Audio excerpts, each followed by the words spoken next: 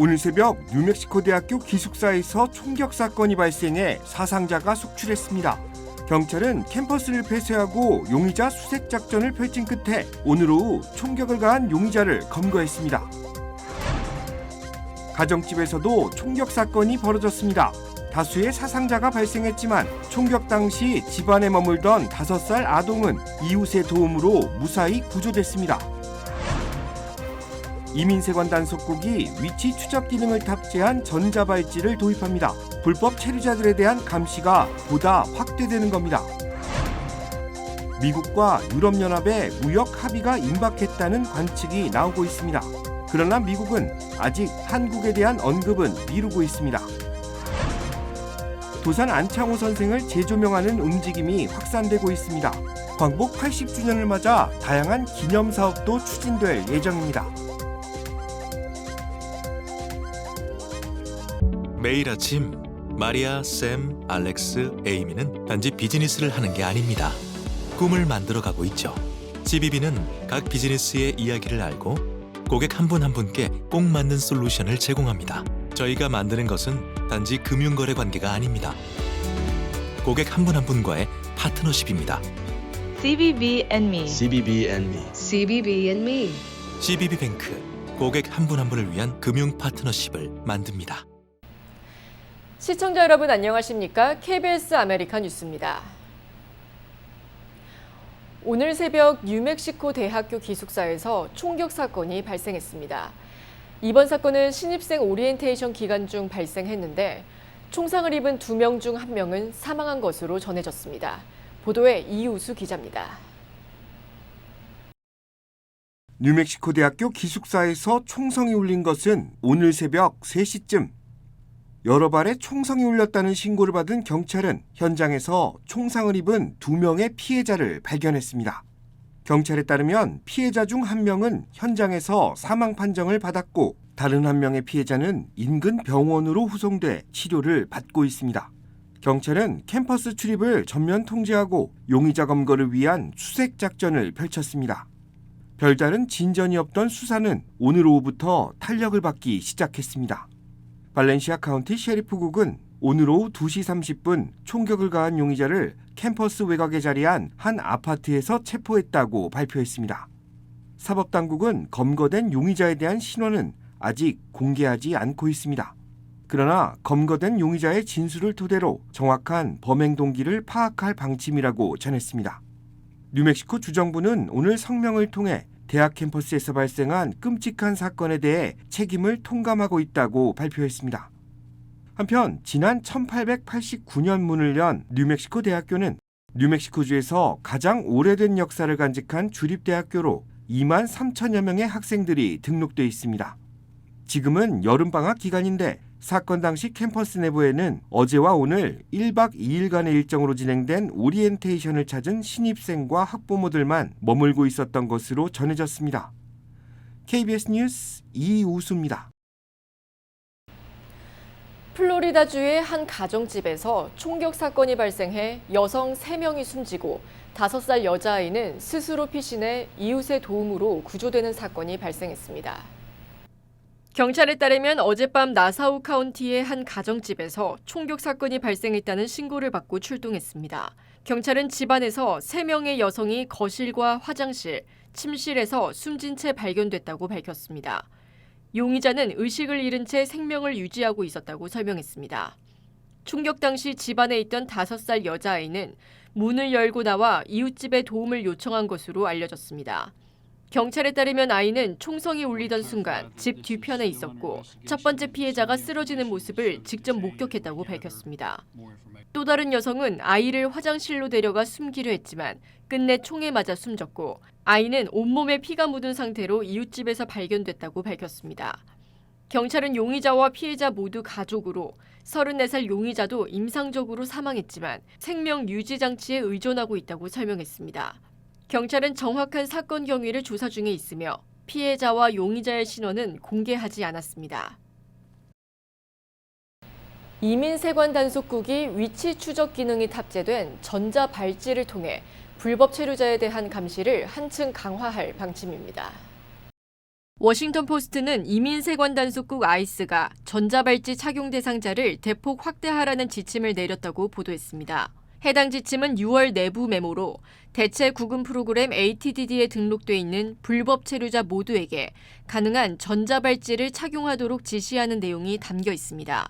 단 임산부는 발목이 아닌 손목에 추적 장치를 착용하도록 예외를 두고 있습니다. 현재 대체 구금 프로그램에 등록된 불법 체류자는 18만 3천여 명으로 이 중 중범죄 전력과 도주 위험이 있는 2만 4천 명이 전자발찌를 착용하고 있습니다. 대체 구금 프로그램은 공공안전에 해를 가하지 않을 것으로 판단되는 불법 체류자들을 구금 대신 석방하는 프로그램입니다. 불법 체류자 전자발찌 착용을 비판하는 비영리단체 저스트퓨처는 인권 침해, 물리적 불편함, 사회적 낙인 등은 물론 수십만 명을 감시하는 것이라며 지역사회와 가정을 디지털 감옥으로 만들 것이라고 목소리를 높였습니다.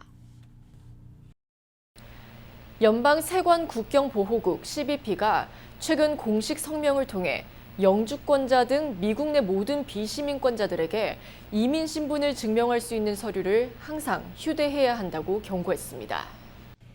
CBP는 미국에 거주 중인 18세 이상의 모든 외국인은 출입국 기록 폼 I-94 또는 영주권 카드 폼 I-551 등 합법 이민 신분 증명을 항시 지참해야 하며 이를 위반할 경우 연방법에 따라 경범죄로 처벌받을 수 있다고 전했습니다. 이를 위반할 경우 최대 $100의 벌금 또는 30일 이하의 징역형이나 두 가지 처벌을 동시에 받을 수 있다고 경고했습니다. 그러나 최근 연방국토안보부가 지난 3월 발표한 새 규정에 따르면 위반 시 벌금은 최대 $5,000로 대폭 상향됐고 등록 누락 또는 주소 변경 미보고 등 다른 이민 관련 위반에 대해서도 최대 6개월의 징역형이 가능하다고 경고했습니다. 이민 전문 변호사들은 이민 정책이 변화하는 현재 상황에서 이민 신분을 증명할 수 있는 문서를 항상 휴대하는 것이 그 어느 때보다 중요하다고 강조했습니다. 시민권자도 여권 사본, 시민권 증서 사본 등을 휴대하거나 클라우드에 안전하게 저장해두는 것이 혹시 모를 상황에 대비하는 데 도움이 될 수 있다고 조언하고 있습니다. 트럼프 대통령이 노숙자 문제와 약물 중독 확산, 거리 치안 붕괴에 대응하기 위한 강력한 행정명령에 서명했습니다. 이번 행정명령은 거리의 공공질서를 되찾겠다는 선언이지만 실제 로컬 정부의 협조 없이는 실행이 어려운 사안이라는 점에서 실질적인 변화를 이끌 수 있을지 주목됩니다. KBTV 전상희 기자입니다.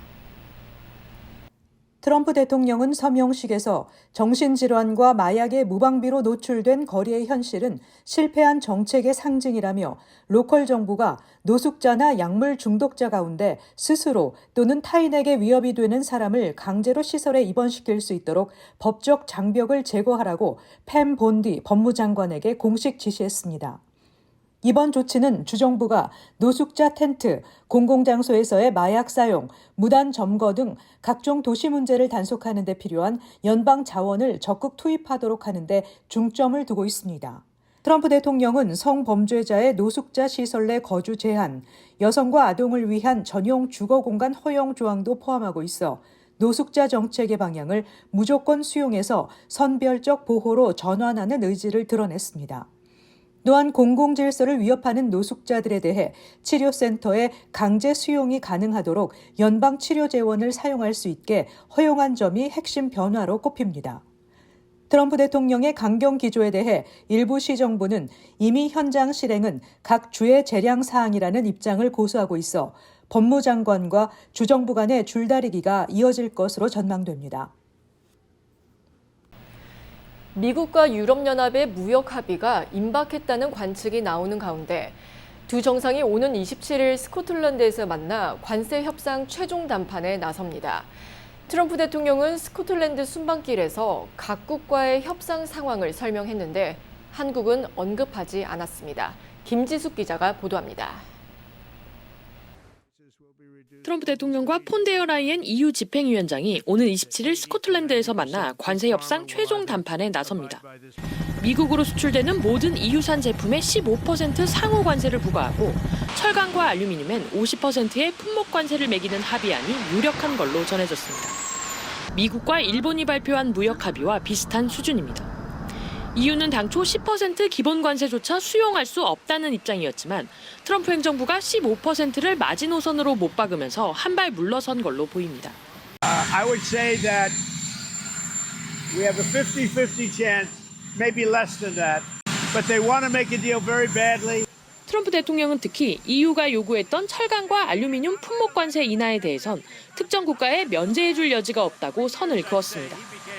Not a lot, because if I do it for one, I have to do it for all. 트럼프 대통령은 또 상호 관세가 발효되는 8월 1일에는 거의 모든 협상이 마무리될 거라면서 각국과의 협상 상황도 언급했습니다. 캐나다에 대해선 관세만 부과할 뿐 협상이 없을 것 같다고 했고 중국과는 거래의 골격은 갖췄다고 평가했습니다. 다만 한국과의 협상에 대해선 따로 언급하지 않았습니다. 한국은 앞서 미국과 2+2 회담을 하려다 스콧 베센트 재무장관의 일정 변경으로 계획이 틀어졌습니다. 베센트 장관은 트럼프 대통령의 스코틀랜드 수행 명단에도 포함되지 않았습니다. 한편 김정관 산업통상자원부 장관 등 우리 정부 고위급 관세협상단은 러트닝 미 상무장관과 이틀 연속 만나기로 하는 등 미 고위급 인사들과 주요 쟁점에 대한 협상을 이어갔습니다. 워싱턴에서 KBS 뉴스 김지숙입니다. 이어지고 있다. 내 손에서 가능성으로 이어지고 있다. 가능성이 도전으로 이어지고 있다. 도전이 성공으로. PCB의 능력이 나의 능력으로. 내가 만난 새로운 능력. 피시빌리티 PCB뱅크. 미주 한인 이민 역사와 독립운동사를 얘기할 때 빼놓을 수 없는 인물, 도산 안창호 선생을 재조명하는 움직임이 한인 사회를 중심으로 다시 확산되고 있습니다. 올해 광복 80주년을 맞아 다양한 기념 사업도 추진됩니다. 윤범수 기자가 취재했습니다. 리버사이드 시내 메인 스트리트 번화가. 이곳에는 위대한 민권운동가 두 명을 기리는 동상이 서로 마주보고 서 있습니다. 하나는 멕시코계 민권운동가 시저 차베스, 다른 하나는 미주 한인 독립운동의 상징적 인물 도산 안창호 선생입니다. 세워진 시기는 각각 2001년과 2013년. 도산 동상이 먼저 세워졌지만 지역 주민들의 인지도는 확연히 다릅니다. Do you know who he is? No, I don't. What about the statue across the street? Do you know who he is? Cesar Chavez? Why do you think that statue is over here? Maybe would he do something good? I don't know. Probably, right? And with like Cesar Chavez, that was something that he had to really, really push about. And maybe this was something that they just kind of kept quiet. I mean, I've seen it lots of times, but I didn't know anything about it. 지난 2001년 도산기념사업회를 중심으로 한인사회가 힘을 모아 세운 도산동상은 건립 15주년이었던 2016년 교체가 추진되기도 했습니다. 초기 한인 이민 역사를 강조하기 위해 오렌지 농장에서 일하는 모습을 담은 동상으로 바꾸기로 하고 디자인까지 확정했지만 추진력과 기금 부족 탓에 결국 무산됐습니다. 다행히도 올해 광복 80주년을 맞아 도산을 다시 조명하는 움직임이 활발해지고 있습니다. 리버사이드시는 현재 시저 차베스나 달립싱 사운드 등 위대한 민권운동가들을 기리는 다양한 기념 사업들을 추진 중이며 여기에는 도산 안창호 선생도 포함되어 있습니다. 또한 초기 한인 이민 정착지였던 파차파 캠프 인근 시트러스 헤리티지 주립공원 부지에 도산 기념관을 건립하려는 장기 계획도 추진되고 있습니다. 리버사이드시에서 그 10에이커 땅을 기부를 했고 거기에 이제 미주 도산 기념관을 건립하려고 하는 그런 노력들이 이루어지고 있기 때문에 리버사이드 시청 관계자분들과 되게 긴밀하게 연락을 하고 있어요. 그리고 리버사이드에서도 그런 시빌 라이트 액티비스트들 관련해서 그런 인권 활동을 하셨던 분들과 관련해서 되게 메모리얼 센터라든지 그런 기념관이라든지 이런 것들의 유치를 되게 독려를 하고 있어요. 미주 도산 안창호 기념사업회는 광복 80주년인 올해 도산 심포니 오케스트라를 창단했습니다. 도산 정신을 예술 문화로 승화시켜 전파하겠다는 취지로 세대를 아우르는 55인의 음악인들로 구성됐습니다. 다음 달 19일 디즈니 콘서트홀에서 열리는 창단 공연에서는 무대 예술인 그룹 시선이 기획 연출한 뮤지컬 도산의 시즌 5번째 공연도 함께 선보일 예정입니다. 광복 80주년에 이제 의미가 남다르죠. 과연 우리가 광복을 제대로 맞이한 것인지 역사적 의미를 한번 되살겨 봐야 되는데 그나마 그 파차파 캠프에 있었던 그 도산 한창원 선생의 노력, 희생, 우리 초기 선조들의 그러한 노력들을 우리가 잊지 않고 차세대들의 교육의 요람으로 광복 80주년을 앞두고 한인 공동체의 정체성과 역사를 되새기는 한인 사회의 관심과 참여가 그 어느 때보다 필요한 시점입니다. 리버사이드에서 KBS 뉴스 윤범수입니다. LA 한인타운을 관할하는 올림픽 경찰서장에 한인 레이첼 로드리게스 현 부서장이 내정됐습니다. 로드리게스 신임 서장은 어머니가 한인입니다. 브라이언 오코너 현 서장의 퇴임 절차가 마무리된 후 정식으로 발령받을 예정이며 오는 27일부터는 서장 대행 업무를 시작합니다. 로드리게스 신임 서장은 한인으로서 한인타운을 관할하는 올림픽 경찰서장으로 일하는 것은 좋은 일이라며 한인 사회와 협력해 더 안전한 한인타운을 만들겠다고 말했습니다. 우버가 LA 상해 전문 로펌과 의료진을 상대로 보험금 부풀리기 사기 혐의 소송을 연방 법원에 제기했습니다. ABC 방송에 따르면 우버는 다운타운 LA 로펌과 상해 전문 변호사 제이콥 엠라니, GSK 스파인, 라디언스 서저리 센터 등 의료기관과 의료진을 지목하며 이들이 공모해 과도한 진료비를 청구했다고 주장했습니다. 우버는 일부 변호사들이 원고에게 개인 보험 사용을 막고 자신들과 연계된 병원으로 보내 치료비를 과잉 청구한다며 보험사의 최대치에 근접한 금액을 청구해 수익을 극대화하는 구조가 만연하다고 밝혔습니다. 캘리포니아에서는 승객이 낸 요금 중 평균 32%, LA 카운티에서는 최대 45%가 사고 보험료로 쓰이는데 매사추세츠, 워싱턴 DC 등 다른 지역의 약 5%와 비교하면 압도적으로 높은 수준입니다. 사기 소송에 피소된 다운타운 LA 로펌 측은 사실과 다른 근거 없는 주장이라며 우버가 정당한 손해배상 청구를 억누르려는 시도라고 반박했습니다. 또 피고 중 한 명인 신경외과 전문의는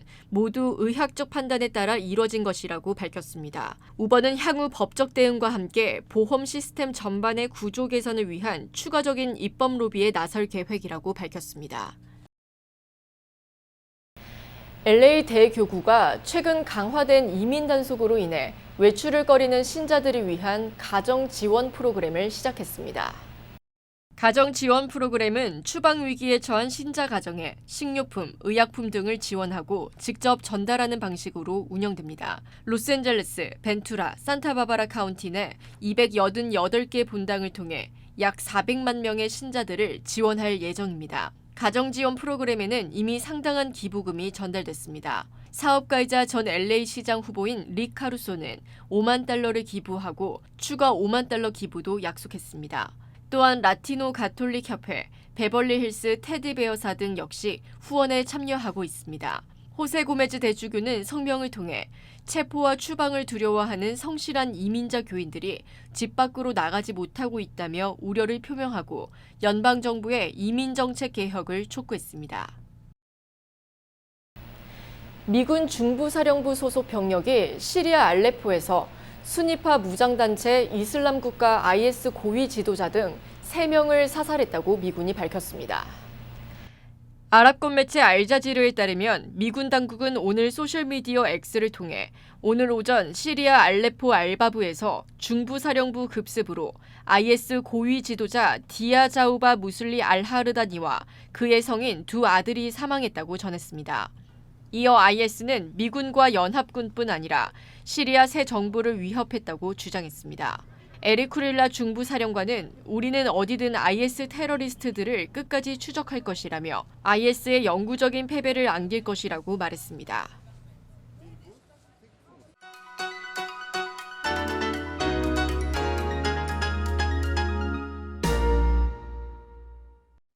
주식시장은 오늘 상승했습니다.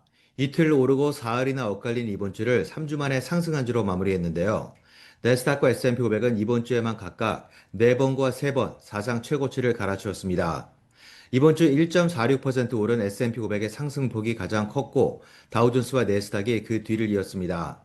그럼에도 테슬라는 어제 낙폭의 40% 정도를 만회하는 데 그쳤고 개장 초 전 종목이 강세를 보였던 매그니피센트 세븐은 막판에 절반 가까이 약세로 돌아섰습니다. 실적 발표 후 5주 최저치로 추락한 인텔이 부담으로 작용한 건데요. 6월 내구재 주문의 감소폭은 10.4% 예상에 9.3% 감소를 기록했습니다. 이는 지난달 16.5% 증가를 기록했던 수치가 10.4% 감소로 전격 반전된 건데요. 다음 주에는 애플을 포함한 매그니피센트 세븐 중 4개 종목이 실적을 발표하고 연준의 금리 결정도 예정돼 있습니다. 오늘이 금요일이란 점을 감안하더라도 거래량은 눈에 띄게 줄어들며 관망 기조가 뚜렷해졌음을 시사했습니다. 지금까지 김지한이었습니다.